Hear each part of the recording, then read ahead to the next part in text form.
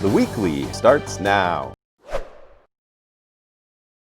The number one thing that an interior designer brings to the table is product knowledge. It's understanding what materials are more durable, what materials fit the needs that you have. If you have a need for a product that's easily cleaned or doesn't stain easily, the designers understand this. Otherwise, you've got to do all the research yourself. You're going to be digging through websites and reviews, and not all that information is truthful or accurate. The other thing you need to keep in mind is the number of selections that have to be made. For instance, for a bathroom, we did a little digging around to figure out exactly how many selections that you have to make. It's between 100 and 200 different design selection choices that you have to make for one bathroom. You start to multiply that times multiple bathrooms or bathroom and kitchen, whole house, addition, the number of choices go up. And that is a lot for the homeowner to bear, a lot of decisions that they have to make that an interior designer can help consolidate and make a little more streamlined for you. A lot of homeowners don't understand is there are code issues that can tie back to the material. And I'll give you an example. Had a homeowner that wanted a chandelier above their tub. And we didn't know that they wanted a chandelier above the tub until the end of the project, and that they were dead set on it. We had a light box roughed in. We were going to do a can light, and they swooped in with this chandelier. You can't do that. Working with an interior designer also helps keep you focused on the design schedule and the design cost. Now, if you go by yourself to these showrooms, none of the showroom representatives are going to show homeowners retail. They're not going to show them any wholesale pricing. They're going to show you retail. The problem with the budgets that people typically carry in an allowance, those are wholesale numbers. And if you go to meet these showroom reps, they're going to show you retail prices. So you're going to see a discrepancy right off the bat. Now, your contractor should be able to buy at wholesale prices, but you're not going to know as you're making these selections, are you within budget? Because you're not going to see those prices. The showroom reps are not going to show anybody but an interior designer or the contractor that's going to be purchasing the material what the wholesale pricing is. The design schedule too can take a lot longer than people realize, and the interior designers can go out and shop while you're working or you're doing something else. They can bring to you ideas that you guys have talked about and you guys have realized that this is the direction that you're headed. And rather than you having to spend all that time going to all the different showrooms, the designer can do that for you and bring you palettes, can bring you groups of selections that you can choose or mix and match or whatever, but they're like a concierge for you. It will save time on your design schedule, and most people don't realize how long a design actually takes. Designers do this for a living.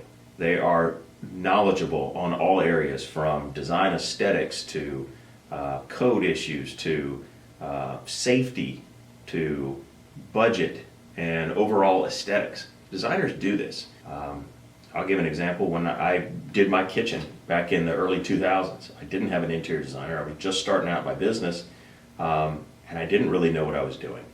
And it took me months to plan this thing, whereas if I'd had a designer, it would have taken a matter of weeks. It really wouldn't have been a big project. I ended up making some selections that were, let's say, it could have been better. The other thing too is you got to understand when you're making selections for a project, there is a specific sequence. And if you don't follow that specific sequence, you could be making a mistake. And generally speaking, you've got to make selections. The first couple selections you make are items that have the least amount of choices. For instance, countertops and appliances. There's a finite number of countertops and appliances. But you take something like paint, there's an infinite number of paint selections you can make. So you don't pick the paint and then try to match a more restricted item that has less selections after you've picked your paint. Pick the countertop first, pick your appliances first, pick your cabinets. Those are the big three. Beyond that, you've got a lot more flexibility with some of the selection choices that you make. Interior designer knows this. One of the things that an interior designer can do is to understand there is an aesthetic, but there's also a functionality component of everything. And you can go too far to the extreme of one or the other.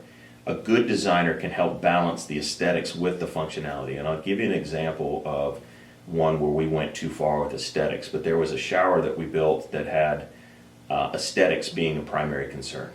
Those shower floor tiles that we picked were large format. And when I say large format, they were 6 by 12. It's very difficult to put on a floor that needs to be sloped to allow the water to shed off. Now we had a linear drain that all these tiles angled into.